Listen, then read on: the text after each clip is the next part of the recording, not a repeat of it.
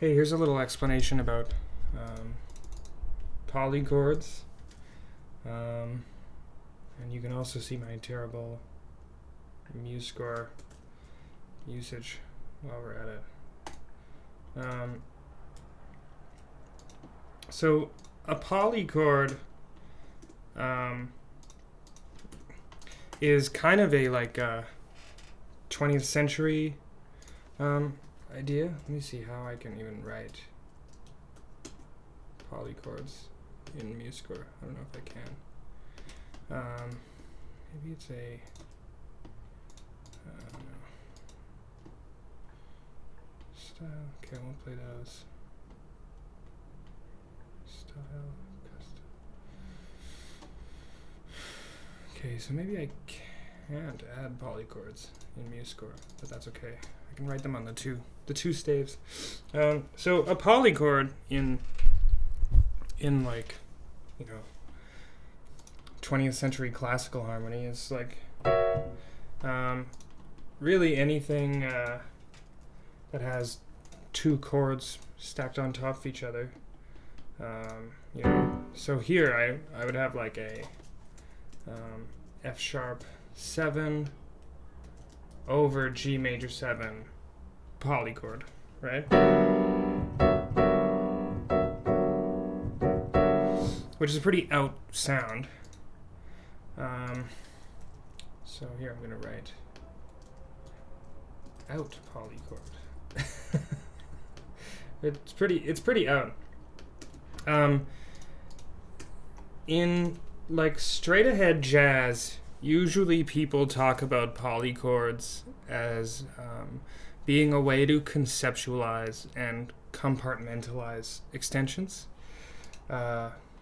So usually, in straight ahead jazz, usually they're not discussing this kind of thing, although there certainly is lots of jazz that uses textures like this and uses like 20th century harmonic ideas and more out or more atonal harmonic ideas.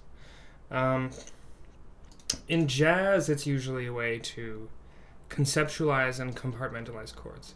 So let's take something like a C major 13, sharp 11. So this is a C major 7 chord, right? From these four guys down. B, G, E, C, moving downward.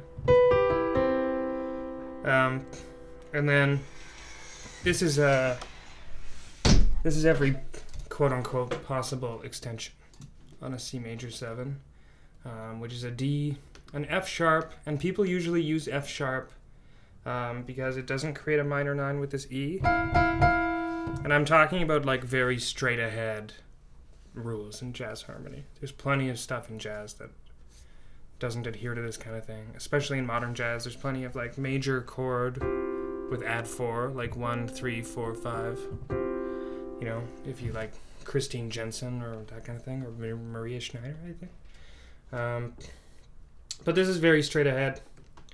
How often will you see a shape like this in jazz? Literally thirds stacked up? Almost never.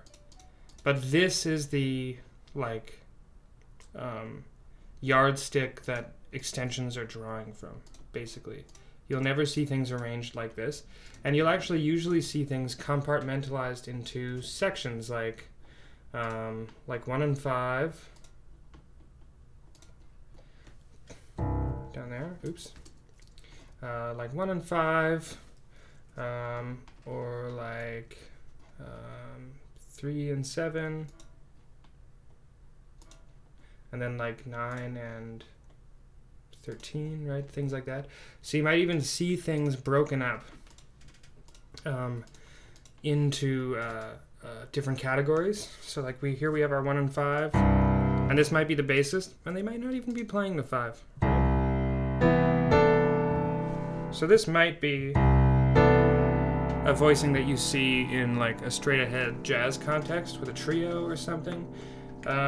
Or if you can reach this, if you can reach that 10th, this could also be a great solo piano voicing if you put this B in the right hand. So Oh, you know what I should add? I should add the piano keyboard. That's helpful. So let's see. Yeah. So here's our, and then I can actually even make this a different voice. Will it divide it into colors for me? That's too bad. That's useless then. So anyways, here we have our 1, we have our 3 and 7, and we have our 9 and 13. So I've divided this into 3 categories: root tones, guide tones, 3 and 7, and extensions, right? 9 and 13. Now this is one possible way to do it. I could also, organize some of these notes moving up in fourths, for instance. Right? So something like this might be a possible voicing for a C major 7. So here I have my my 7, my 3, my 13, my 9, and my 5.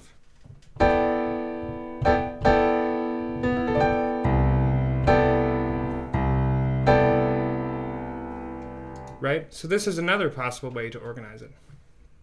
What a polychord does is it takes this structure and divides it into cells that create complete chords. So for instance, I could take the bottom 3 notes from this and play them as a C triad, right? And then I could take the next 3 notes from this, the 7, 9, and sharp 11, and play them as a B minor triad. Right? So it's still extensions. It's still my sharp 11, my 7, and my 9, right? They're still parts of the chord, and they're still part of this original yardstick that the C major 13 sharp 11 comes from. But they're organized a little bit differently. Right? And now I could even take them and I could even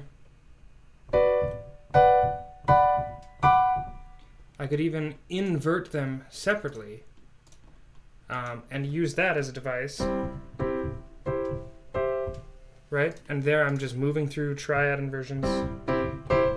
Right? Oops, am I getting lost? Right? So this is part of why this compartmentalization is useful, because now I can treat them as 2 different cells and move them around accordingly. And this is a type of polychord, but not in the same sense that this is a polychord, right? So it's not like a 20th century Western European harmony polychord. It's more just a snazzy way of conceptualizing extensions and rearranging extensions. Another thing we can do with these is we can take a shape like this, and we can rearrange one of the chords to see what intervals we can create between the hands. So for instance, here I have a major 2nd between the hands, which is really interesting. Whereas if I were to invert this chord, if I were to invert the B minor and not invert the C, I might get something, I might get something like, I don't know, this. And now I have a 5th between the 2 chords, which is going to create a new type of sonority. I don't know if I like that.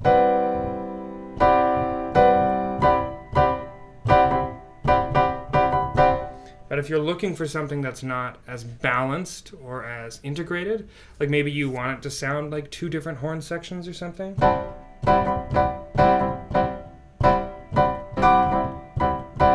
or you even want to move one around,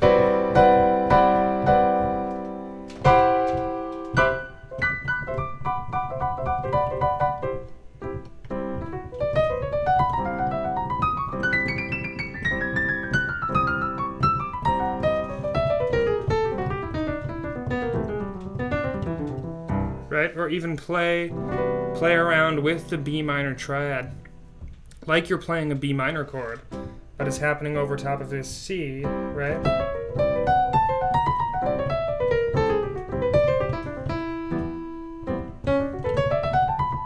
That sounds terrible, but you get the picture. I haven't warmed up yet today.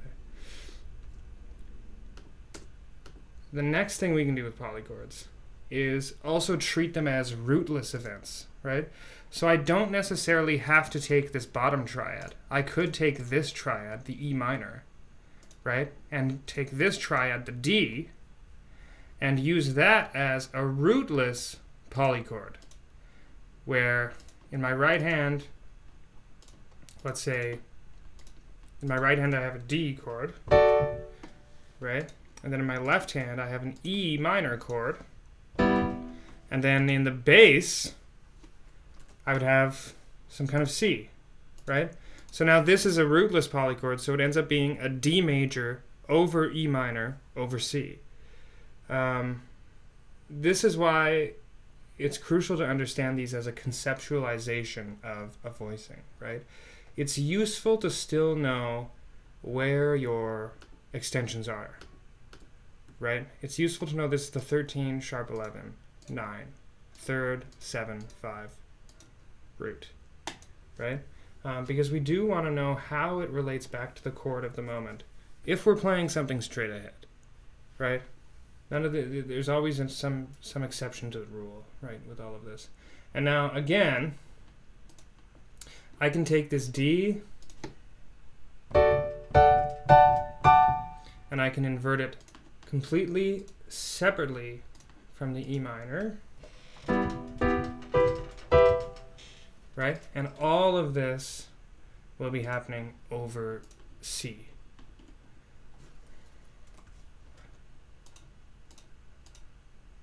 Right? And I mean, the bass player won't be doing this, but, you know.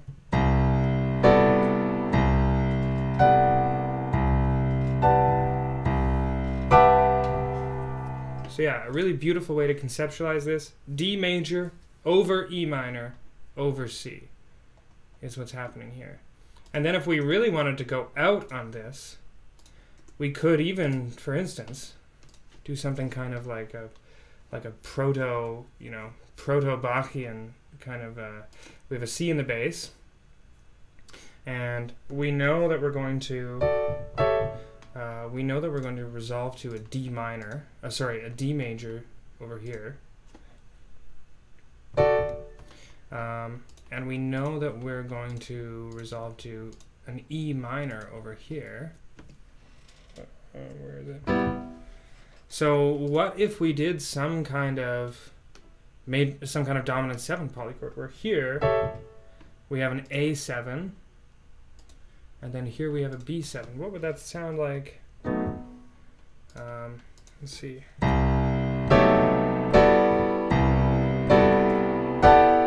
It's pretty hip. It might sound even better if I were to space them out a little bit. So let's say I move this F sharp up here, and I move this up here. So we get...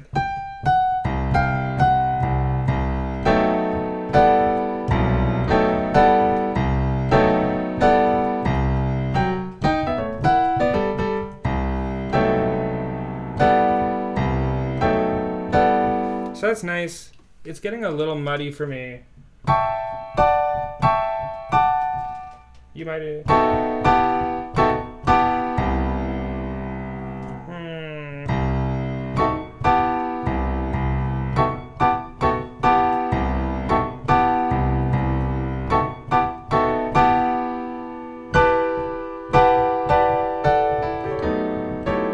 Yeah.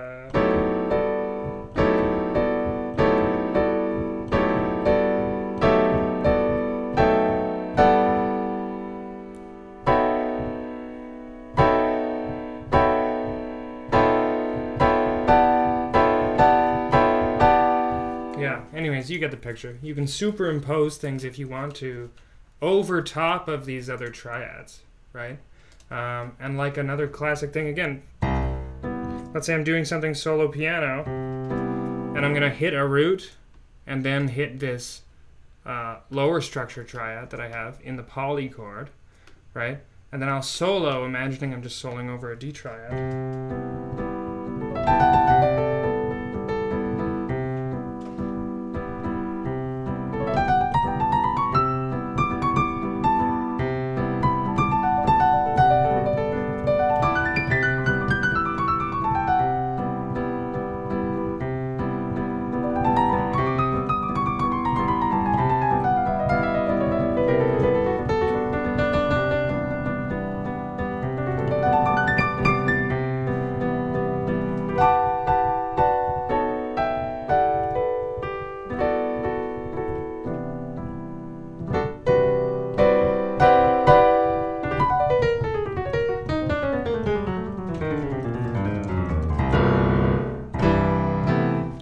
never want to lose sight of this root.